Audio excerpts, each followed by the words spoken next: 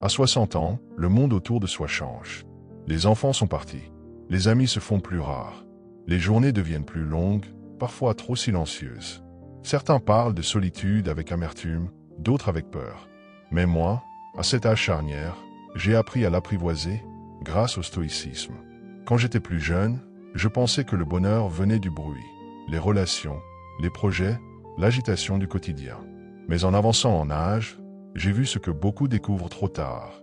La vie nous invite, doucement mais fermement, à nous tourner vers l'intérieur. Ce n'est pas un repli, c'est un retour à soi. Et pour ne pas le vivre comme une perte, il m'a fallu une philosophie. Le stoïcisme, ce n'est pas un concept abstrait ou poussiéreux réservé aux sages antiques. Non, c'est un art de vivre, un mode de pensée qui m'a aidé à transformer le sentiment de solitude en une force tranquille. Le stoïcisme m'a appris à regarder la réalité en face, sans plainte, sans fuite, et surtout, sans illusion. Il m'a offert une boussole intérieure, une forme de sagesse qui m'aide à traverser cette phase de vie non pas comme une fin, mais comme un commencement.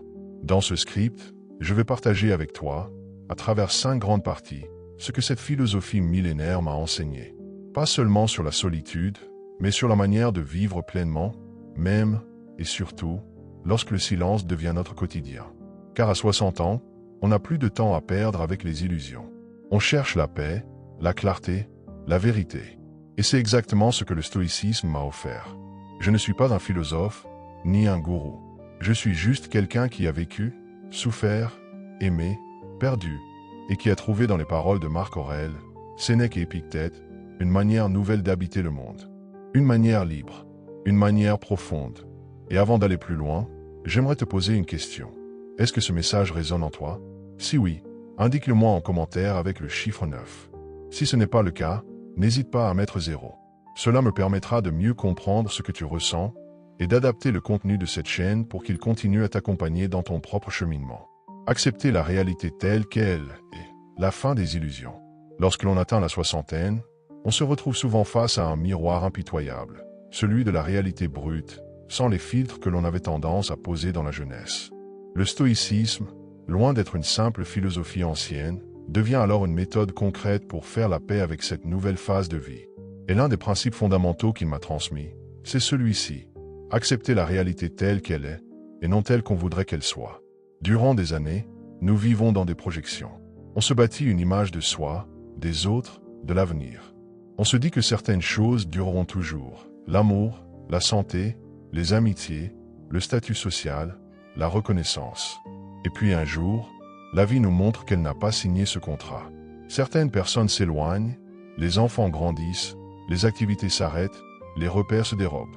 C'est un moment de bascule. Et sans préparation mentale, cela peut être vécu comme une injustice, une trahison de l'existence. Mais les stoïciens, eux, n'ont jamais promis une vie confortable. Ils nous enseignent que la sagesse commence là où s'arrêtent les illusions. Épictète disait, « Ce qui trouble les hommes, ce ne sont pas les choses, mais les jugements qu'ils portent sur ces choses. » Ce que j'ai compris, c'est que ce n'est pas la solitude qui me faisait souffrir. C'était mon refus de l'accepter. Mon attachement à ce qui n'était plus. Mon refus de regarder la réalité nue, sans phare, sans nostalgie. Accepter la réalité, ce n'est pas se résigner. C'est au contraire un acte de force intérieure. Cela signifie reconnaître que certaines choses échappent à notre contrôle. Le temps qui passe, les changements autour de nous, les pertes, mais que nous avons un immense pouvoir sur notre regard. Le stoïcisme m'a appris que ce pouvoir-là est la clé de la liberté. À 60 ans, j'ai fait le choix de cesser de fuir. J'ai arrêté de m'accrocher aux souvenirs comme à des bouées. J'ai décidé de regarder la vie telle qu'elle est aujourd'hui, avec ses silences, ses espaces vides, mais aussi ses trésors cachés. Car ce n'est que dans cet état d'acceptation lucide que la transformation commence. La fin des illusions n'est pas la fin de l'espoir. C'est au contraire la naissance d'une sagesse nouvelle, plus solide, plus stable. Quand on cesse d'attendre que la vie nous ressemble, on commence enfin à vivre en accord avec elle. Et c'est dans cette harmonie que la paix intérieure émerge. C'est ce que le stoïcisme m'a offert. Un regard apaisé, capable d'accueillir la solitude non plus comme un vide, mais comme un espace de profondeur. Redéfinir la solitude, de l'isolement subi à la présence à soi. Pendant longtemps, j'ai confondu solitude et isolement. Comme beaucoup, l'isolement est un sentiment douloureux, un vide émotionnel que l'on subit, souvent contre son gré. Il nous plonge dans une forme d'abandon, de séparation. C'est un espace intérieur où l'on se sent oublié, inutile, parfois même invisible. Mais la solitude, elle, peut être autre chose. Elle peut devenir un espace de présence, de calme, et surtout, un retour à l'essentiel. Le stoïcisme ne nie pas les émotions humaines, mais il les replace dans un cadre plus large. Il nous pousse à questionner nos attachements, à comprendre ce qui dépend de nous et ce qui n'en dépend pas. Et l'une des premières choses qu'il m'a permis de reconsidérer, c'est ma manière de vivre la solitude. Marc Aurèle écrivait que l'homme noble trouve son bonheur en lui-même. Cette phrase m'a longtemps dérangé, presque irrité. Comment pouvait-on parler de bonheur sans lien, sans compagnie, sans échange régulier? Et pourtant, au fil du temps, j'ai compris que ce n'était pas une invitation à se couper des autres, mais un appel à se retrouver soi-même avant tout. Car comment être véritablement en lien avec autrui, si l'on n'est pas d'abord en lien avec soi? Le stoïcisme m'a appris que la solitude n'est pas un verdict. C'est une opportunité, celle de se réapproprier son espace intérieur, sans distraction permanente. C'est dans la solitude que l'on entend enfin sa propre voix, au-delà du tumulte, au-delà des attentes des autres. C'est là que l'on redécouvre ses valeurs fondamentales, ses désirs réels, ses aspirations profondes, souvent étouffées par des années de course externe. Pendant des années, ma présence au monde était orientée vers l'extérieur. Mon rôle de parent, de professionnel, de partenaire, d'ami. Mais en silence, je m'étais peu à peu oublié. Et quand le rythme s'est ralenti, que les sollicitations ont diminué, une question est apparue brutalement. Qui suis-je en dehors de tout cela? Le stoïcisme ne m'a pas donné une réponse toute faite. Il m'a donné les outils pour y répondre moi-même. La solitude, redéfinie par la pensée stoïcienne, devient un sanctuaire. Non un désert, mais un refuge.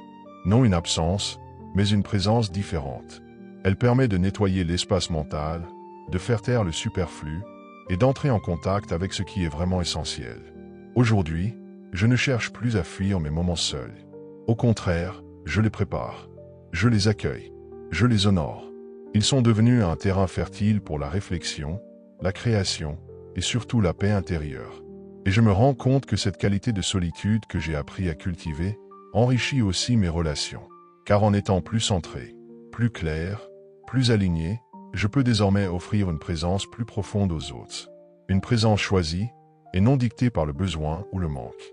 Ainsi, le stoïcisme m'a permis de passer de l'isolement subi à une solitude habitée. Une solitude éclairée, précieuse, presque sacrée. Trouver la paix dans l'impermanence, apprendre à lâcher prise. Un des enseignements les plus profonds que le stoïcisme m'a transmis, c'est que rien ne dure. Tout change, tout passe. Cette vérité simple, presque banale, est pourtant l'une des plus difficiles à accepter. Surtout lorsqu'on a 60 ans et que l'on regarde en arrière avec nostalgie, en se demandant où sont passées toutes ces années, toutes ces relations, tous ces projets. Le stoïcisme ne cherche pas à adoucir cette vérité. Il l'embrasse, et il nous apprend à faire de l'impermanence une alliée, et non une ennemie. Dans notre culture, on a souvent tendance à s'attacher aux choses, aux gens, aux souvenirs, aux habitudes. On construit une forme d'identité autour de ce que l'on possède, de ce que l'on a accompli, de ceux qui nous entourent. Mais quand la vie commence à délier ses fils, quand certains repères disparaissent, beaucoup s'écroulent intérieurement. Ce fut mon cas. J'ai traversé des pertes, des départs, des remises en question. Et au lieu de lutter, le stoïcisme m'a appris à regarder ces bouleversements autrement. Sénèque écrivait que le véritable bonheur ne dépend jamais de l'extérieur, mais de la manière dont nous choisissons de vivre les événements. Ce n'est pas ce que la vie nous prend ou nous donne qui compte, mais ce que nous en faisons intérieurement. Lâcher prise, dans cette perspective, n'est pas une défaite. C'est une libération. Ce n'est pas renoncer à vivre, c'est renoncer à souffrir inutilement. À 60 ans, on commence à comprendre qu'on ne peut pas tout contrôler. Ni les autres, ni le temps, ni même certains aspects de soi. Ce constat, loin d'être une résignation, m'a ouvert une voie nouvelle, celle de la paix intérieure. Car en cessant de m'accrocher à ce qui ne peut être figé, j'ai découvert une autre forme de stabilité. Une stabilité fondée non sur ce qui reste, mais sur ma capacité à m'adapter, à accepter, à traverser. Le stoïcisme m'a montré que le monde extérieur est en perpétuel mouvement. Vouloir le figer, c'est souffrir. L'accompagner, c'est s'élever. La solitude, les changements, le vieillissement, tout cela ne sont pas des ennemis à combattre.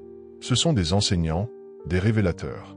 Il nous oblige à nous recentrer sur ce qui ne change pas, notre manière d'aimer, notre capacité à comprendre, notre puissance de choix. Lâcher prise ne signifie pas renoncer à ses rêves ou à ses souvenirs. Cela signifie apprendre à les regarder sans peur, sans attachement rigide, avec tendresse et lucidité. C'est savoir dire merci à ce qui a été, au lieu de s'y accrocher jusqu'à l'épuisement. C'est vivre pleinement le moment présent, sans le comparer sans cesse à ce qui a disparu. Aujourd'hui, je ne cherche plus à retenir le passé. Je l'honorais, je le reconnais, mais je ne le laisse plus gouverner mon état d'être. Cette capacité à me détacher, à laisser les choses suivre leur cours, m'a permis d'avancer plus léger, plus serein. Et cette paix, je la dois à cette simple idée stoïcienne. Ce qui dépend de moi, c'est ma réponse au monde, pas le monde lui-même. C'est là, dans l'acceptation de l'impermanence, que j'ai trouvé une nouvelle forme de liberté. Cultiver la force intérieure, s'appuyer sur soi quand le monde se retire. Il arrive un moment dans la vie où le monde extérieur commence doucement à s'éloigner. Les enfants vivent leur vie, les collègues d'hier prennent leur retraite, les amis deviennent plus discrets, et les appels se font plus rares. Ce qui nous portait autrefois, l'activité, les responsabilités, les échanges constants s'atténuent. Pour certains, cela devient un vide angoissant. Pour d'autres, un silence réparateur. Pour moi, ce fut d'abord un bouleversement, puis une révélation. Il me fallait désormais apprendre à m'appuyer sur moi-même. Le stoïcisme enseigne que la véritable force ne réside pas dans le contrôle des circonstances, mais dans la solidité du caractère, dans la capacité à rester debout même lorsque les vents extérieurs faiblissent ou deviennent contraires. Cette force, ce n'est pas de la dureté, ce n'est pas de l'orgueil. C'est une forme de stabilité intérieure qui naît de l'autonomie psychique, de la maîtrise de ses émotions et de la clarté de ses valeurs. Pendant des années, je me suis défini à travers le regard des autres, à travers les rôles que je jouais. Parents, travailleurs, amis, partenaires. Je me suis construit dans le faire, dans l'utilité, dans le mouvement. Mais lorsque ces rôles se sont estompés, j'ai découvert une forme de fragilité que je n'avais jamais anticipée. Qui étais-je lorsque je n'étais plus attendu? Lorsque je n'avais plus à prouver, à courir, à convaincre? Le stoïcisme ne m'a pas apporté de réponse immédiate. Il m'a invité à me poser les bonnes questions. Qu'est-ce qui, en moi, demeure quand tout le reste disparaît?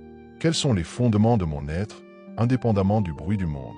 Et surtout, quelles ressources internes ai-je négligées pendant tant d'années d'activité extérieure?